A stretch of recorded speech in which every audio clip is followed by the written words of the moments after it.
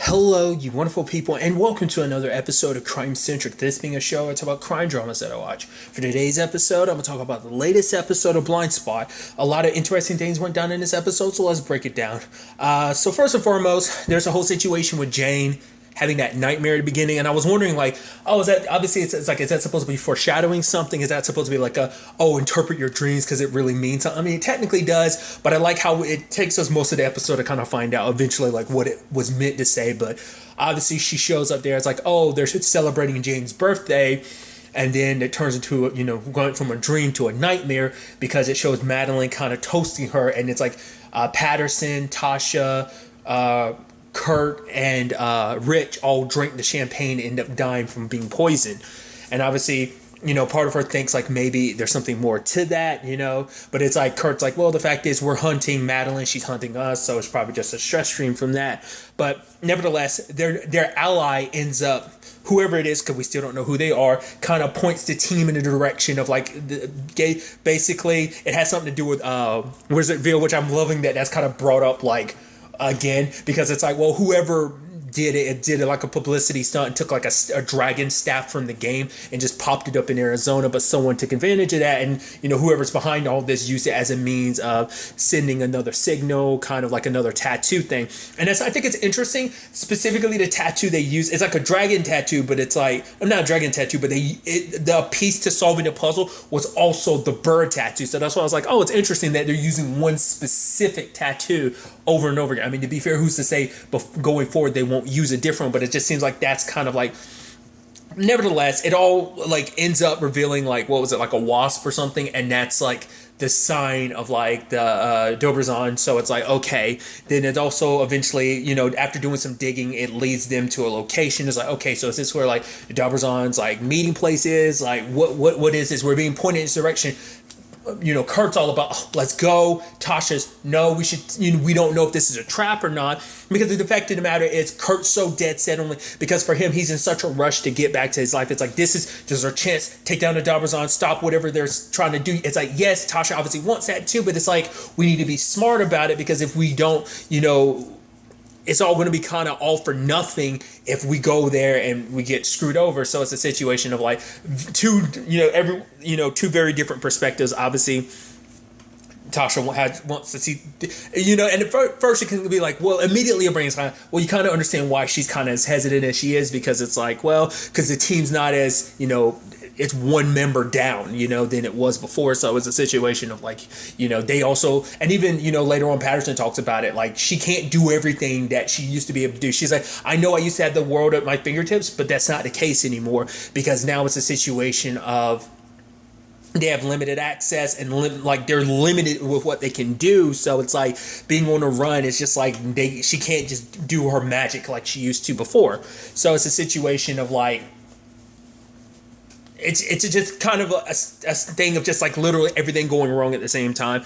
Obviously, Jane was like, all right, we'll go there. We'll kind of scout the place out. But obviously, there's some surveillance stuff that shows, hey, some people went in. It's like, oh, three. There's three of them, three of us. Yeah, but who's to say there's not more inside? Weller's like, all right, let's do it. Tasha's still hesitant, but then she like abort. She's like, abort, gunfire. Radio's got silent. It's like, wait, what do we do? It's like, if they basically, it's like, all right, we have to calculate, take about 90 minutes there by car, but if you include them having to find roundabout ways to get back here, it's like, it's gonna be like 2 hours and 19 minutes. Okay, he's like, and Rich's like, so after those 2 hours and 19 minutes, then we can panic. And Patterson just look at him. He's like, you know what I'm gonna do? I'm gonna make another, pot of coffee. So for him, it's just, it's a situation of like, wait, like what happened? What do we do? Because like basically, if things did go wrong, that means they had to pack up, which is like, no, we literally just made this place our home. And Patterson's like, yeah, I get it. But then they literally down to the wire is like 29 minutes. Luckily, Kurt shows up. Kurt talks about the fact that Tasha didn't have his back. Things went sideways. Tasha shows up and she's like, this is on Kurt because he wanted to go, rushing in. And I thought it was so interesting because obviously for her, it's like, oh, I get it. You want to see your daughter and everything. And because of that, you're not thinking straight. And it's like, it is kind of, which is 100% true. Because for him, it's like, they're so literally got their backs against the wall. It's literally the five of them, against the entirety of the FBI and everyone, because they're literally on the most wanted list. And you have like Madeline with her connections, which include the Dabrazon, as well as, you know, federal cover with the FBI coming after them. So it's like you're literally against an entire government and, you know, army. So it's like, what do you do? You know, so that's why Kurt is kind of as desperate as he is. But we got a flashback of when Tasha was like, yeah, she had a feeling like something wasn't right. We see that she kind of had a panic attack. I mean, it's like in the end of the day, it worked out. It was right though, because there was like a whole bunch of people in that warehouse, so things didn't go the way it wasn't just 3 people. But for her, it's like she had a panic attack in your life. The Reed thing probably still it's affecting her a lot more than she's willing to admit. But part of me is also wondering, like, this might be something they never cover, because obviously, like, Jane kind of in the premiere is just kind of like, do you really want to know where I've been up to the past several months, or do you want to just kind of get back to like getting reacquainted? But it's like, I am curious, are they going to ever cover what exactly went down in that 2-month time skip? Like in between, you know, after Reed died and they ended up splitting up. Like, I don't know if that's something they'll ever dive into. It might not be that important. Like, I'm curious to see if there's anything, are they going to circle back to being something significant happen? But it's like, most likely it's like, nah, they were literally just on the run hiding that entire 2 months. So probably nothing happened. We'll see later on whether they end up retroactively being like, oh no, like some significant shit went down. Regardless, Jane shows up, but she brought one of the Dabrazon with her, and it's like, well, you brought him back here. It's like, don't worry, he was unconscious the entire time. They got him locked up, and they're trying to pump him for information. Basically, there's supposed to be like another meeting with the Dabrazons, and like they want to. Well, at first they don't know that, but they want to, you know, use him as a means to go after, you know, the Dabrazon. And it's like, well, can we really trust him? If he runs away, he might, you know, screw us over. So it's like, you know, but, you know, Kurt's all about, no, it's a chance we need to take. Because another thing I didn't talk about either is like Patterson's freaking out too, because like for her, it's like, she's already, like, she was scared about like them potentially being dead, because it's like she's already lost so, you know, so much already. Well, that ends up becoming Tasha's thing. I'm confusing it. Like, the thing is, like, Patterson's thing was about the fact that she literally had to say goodbye to her dad. He's on a run and everything, but the fact of the matter is she doesn't know like whether that is going to be a forever thing too. Like, none of them knows how long this whole thing is going to last, you know, because she was hoping, you know, maybe when it's all said and done at the end of the day, like, when will we get back to normal, if we ever will get back to normal, and what that'll look like, you know. Hell, even like, you know, Kurt and Jane, I thought was so cute. He's like, you know, falling asleep in front of the TV. She's like, yeah, falling asleep to watching Die Hard isn't necessarily normal. He's like, but nevertheless, which is so interesting, because I think I never thought about it in retrospect, but it's like, oh yeah, like Kurt is a very, very John McClane light, isn't he? I just never thought about that till just now. I never put the Die Hard connection, regardless. Then you had the whole situation of them questioning the dude they captured. His name is Loris, you know, and so it's a situation of like, you find out like, oh, he's kind of an innocent person in all this. Like, the Dabrazon kind of took control of his village, and it's like, well, we, you know, you kind of have to work with us. And he's like, the person there out there, like, one of the names they mentioned was like, I think his name was Zuko. It's like, oh, his name is also Hades. It's like, yeah, he talked about the fact that it's like, oh, he cut this family's ears off so they wouldn't have to hear each other scream, and he basically would tie them to the floor and then set the house on fire. And it's just like, he's like, yeah, they couldn't hear the screams, but I did. I was like, Jesus. So it's a thing of like, all right, so what do we do? Do we take Loris with us? Well, if we take Loris with us, there's a good chance he might run. But it's like, okay, but, you know, then like we leave him here. It's like, well, then what happens when it's all said and done? He, it's like, well, he doesn't know where you are, so we'll drive him around somewhere and then dump him off. It's fine. No, because Loris is like, oh yeah, and he mentions Prague, and then you have Jane be like, how do you know that we're in Prague? And it's like, well, shit, he knows exactly where you are. So it's like, okay, we can't let him go. I'm actually surprised, and I think this speaks volumes about the group. At no shape, like, one of the, like, I mean, it's a fucked up solution, but like, well, no one suggested, well, the easy thing to do would be to straight up kill him. It's like, that wasn't a suggestion. To be fair, they're looking at him as like, oh, he's a good guy. Like, I mean, he's not he's a guy that's forced to be in this situation because, his family, he's just trying, like, they recognize him as a good guy, so I guess that's why it didn't ever come up as like, oh, we should just do that. But what was interesting is when Patterson's saying like, well, we just have to wipe his memory. It's like, how you do say we do that? And it's like, wait, I was like, are you about to zip him? And she's like, well, there's Zip. It's like, where are we going to get that? She's like, I actually have some. It's like, wait, what you have? And for her, it was like, oh yeah, I kept it around, especially studying the cure and everything. And she's like, I kept it around just in case, obviously, you had a relapse as Remy. And it's like, woof. I love that doesn't get really brought up of like, okay, I mean, I guess Jane's like, well, considering all the havoc I caused as Remy, it's understandable why you would want to have a failsafe around just in case. But nevertheless, it's a thing of like, okay, so are we going to wipe his memory? But even Jane's like, hell no, we're not doing that. Coming from someone, it's like, that's the worst thing you can possibly do to a person. So obviously she's talking about from personal experience. It's like, yeah, he might forget a lot of the bad things, but he'd also forget his family. His family is the main reason why he's doing this. You take away his reason, what matters the most to him, So Kurt comes to talk to her, but he's like, honestly, I was so wrapped up in, trying to, all I was looking at was the gold post of like us taking down Madeline and stopping the group and everything, the Debrazon, that I didn't even think about like, oh, what like this whole Zip conversation would have meant to you. So, but for her, it's like, especially after the Roman situation, she's not going to zip anyone else again. I mean, to be fair, the Roman situation is a great example of how zipping someone can go super, super wrong. To be fair, it's Roman, so that was a whole complicated thing in itself. But still, it's just what you do to a person by doing that. So it's like, we can't do that to him. So, but then it like, oh wait, we looked into the files. Turns out he's not Loris. He's actually Hades. So it's like, which it makes it even, I mean, the whole point was to make him seem, he was trying to tell a story to make him sympathetic that they would let him go. But I'm like, that's even messed up because you basically talked about your own stories from the perspective of like, from an outsider. So it's like, that's, I don't know, from a certain layer of like, it almost seems almost even more psychopathic because I think it shows that you can easily detach yourself from the terrible, terrible shit that you've done. I mean, I guess that would makes you a good operative and everything, but still, I was like, that's where my mind is about it. But who knows how that situation would have come about if like Weller wasn't already on his way, because he ends up bouncing because he did have time to kill Jane, because I think he probably would have killed her if he had the chance. But Jane's unconscious and she's thinking about she's dreaming about that dream about Madeline again, except now she has an outside perspective. She's seeing it all happening, even herself in front of her, like, wait, it's not my birth. So she's seeing it all happening. She goes over to Madeline and stops. She's like, I'm not the one doing this. And you see the wine, the champagne in her hand. She's like, wait, what's this supposed to mean? It's like, well, think about it. Like ever since you came out of that bag in New York, the first episode of the series, the fact of the matter is, it's been nothing but terrible situations for all these people.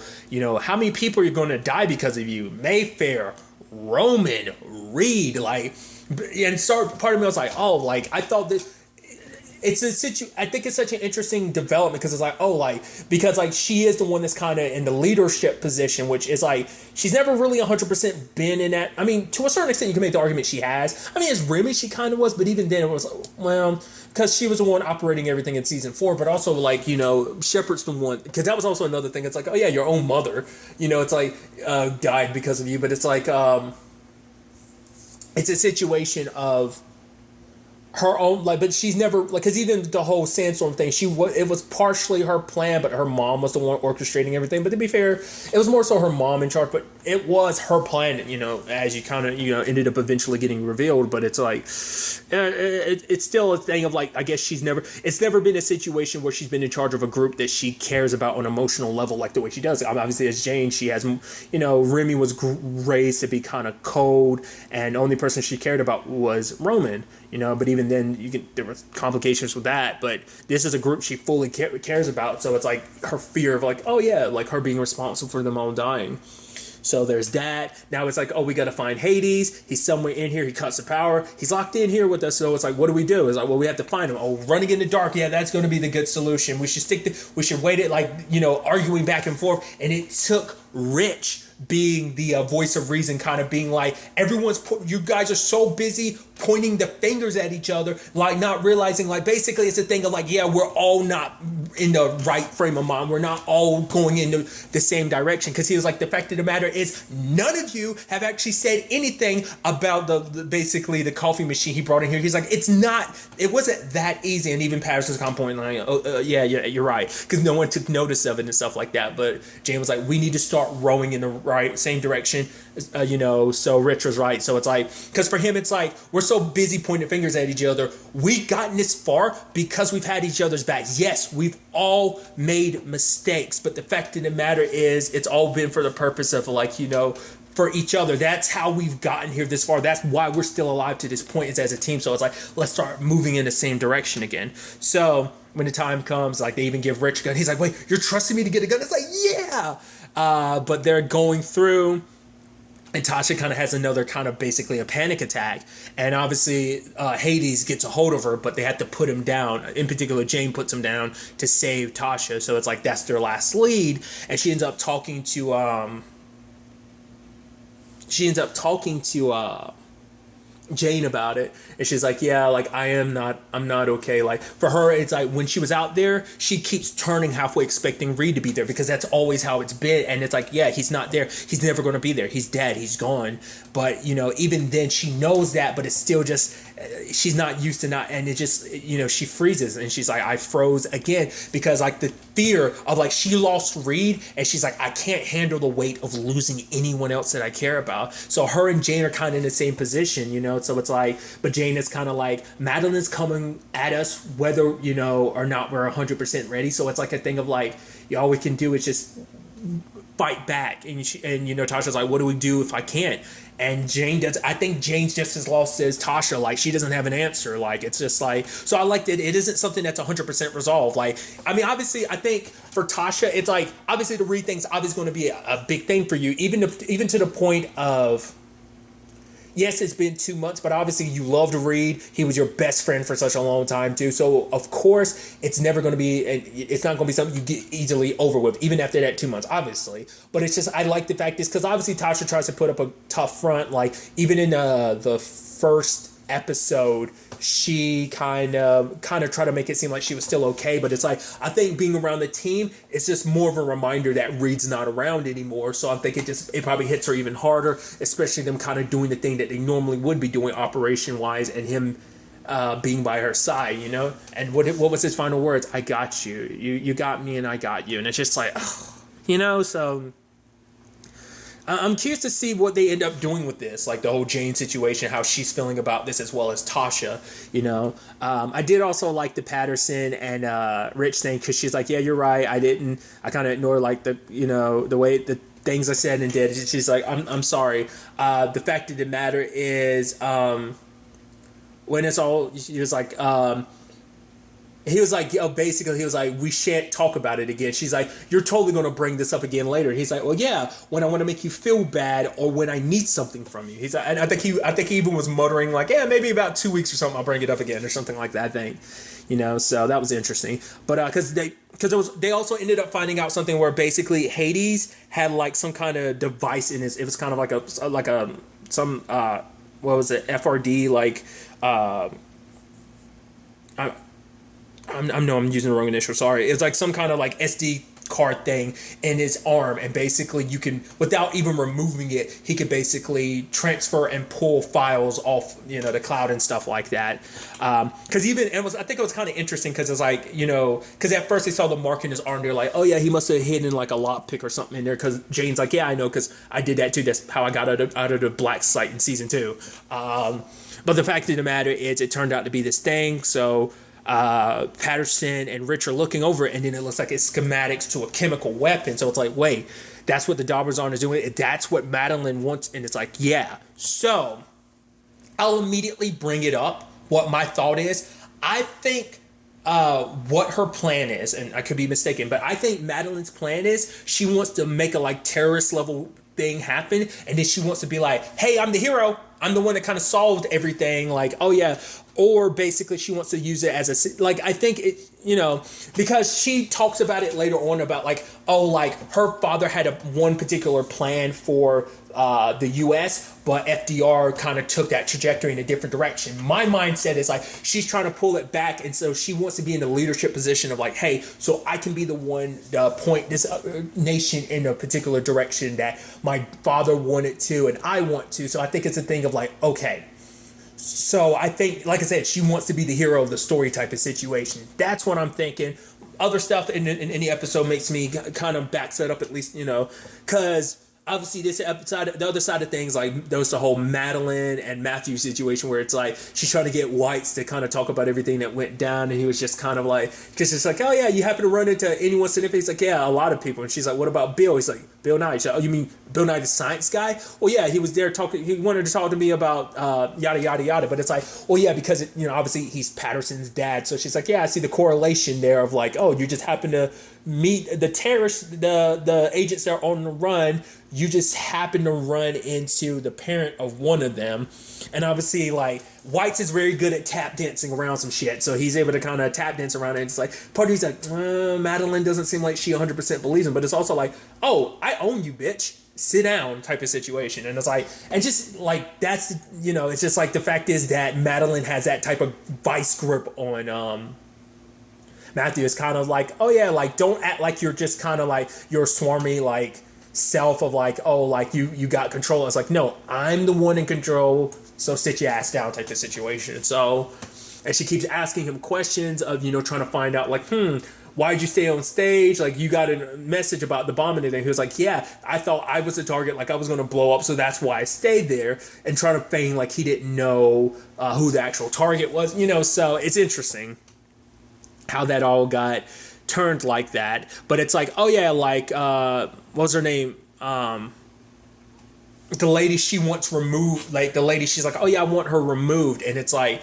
it's almost like she's painting Matthew. She's like, oh, and Matthew's like, wait, you want me to do it? She's like, no, I don't even want that. I want you to talk her out of it. Wait, what? Yeah, talk her out, because basically if there's another attempt on her life, it's going to look a little suspicious. So we're not going to go down that route. How about you talk to her? So they go for it. And he's like, well, I got work to do, so I'm going to go back to it. She's like, all right, how about now? He's like, wait, what, now? She's like, yeah, I'm not very good at waiting. So during the talk and everything, because even, White was bringing up questions. He's like, well, why go after her? Like, considering your job position and everything, you should fall under her jurisdiction. Like, your business doesn't fall in her purview. So why would she be opposition to you? She's like, but then he kind of figures it out because she's kind of like on a fast track to being like the vice president. So it's like, you want her out of the way so that you can be that much closer to the president and everything like that. And it's like, yeah, well, look at you, you figured it out. But she's like, now the question then becomes, does that make you safer, or is that more likely for me to kill you now that you know my entire plan? I'm like, my thought of me, it was like, it makes you more likely to get killed. But then it's like, the moment she's like, all right, like, the fact of the matter is everything's kind of, your choices kind of led you here, Matthew. There's only one path to go. I was like, oh my God, is she going to put a bullet in him? Then I was like, oh, the lady you want dead is in the back of the trunk. But it's like, no, it's Brianna. I was like, wait, what? And Madeline ends up killing her right in front of him. He's like, you didn't have to do that. It's like, oh yeah, I did. I had control of her. Like, I blackmailed her. Then the moment she proved not to be useful, I killed her. It was all meant to be a lesson to show you that, oh, if you don't, like, the moment you're no longer useful to me, how terrible things can end for you. And the fact of the matter is, oh, like, me saying all that stuff before wasn't bullshit. Like, go talk to her in a day or two, like the lady he's supposed to convince to kind of back down. So, and you can tell, like, for the first time in a long time, like, Matthew was, like, Whites was shook. And so when he goes back to, a friend is like, oh, like, we gotta, get, and he's like, no, this resistance shit, it's over. Brianna, she's gone, she's dead. So it's like, we're done. Like, you don't even want to talk to me right now. He's broken. Like, he was all about, yeah, resistance. It's like, it's a little self-preservation, but also just kind of like he's broken. Like, it's just kind of like, oh, to be fair, he kind of had a little bit of a weak will. He kind of has a little bit of a weak spine in that situation, but it's like, he's always been about self-preservation, but it's still just kind of like a thing of like, oh, Brianna's dead, partially because of him and everything. I was like, wow.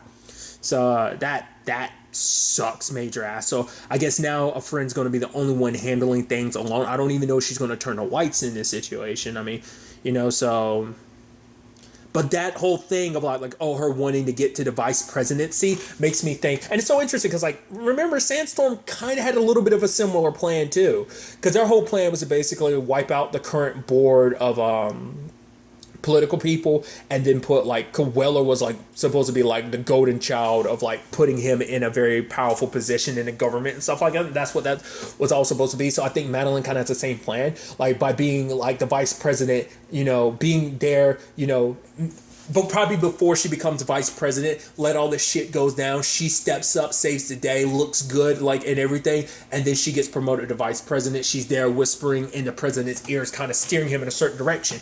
Or maybe the plan is to kind of get the president killed, put herself in a vice president position, kill the president, and become the next president herself.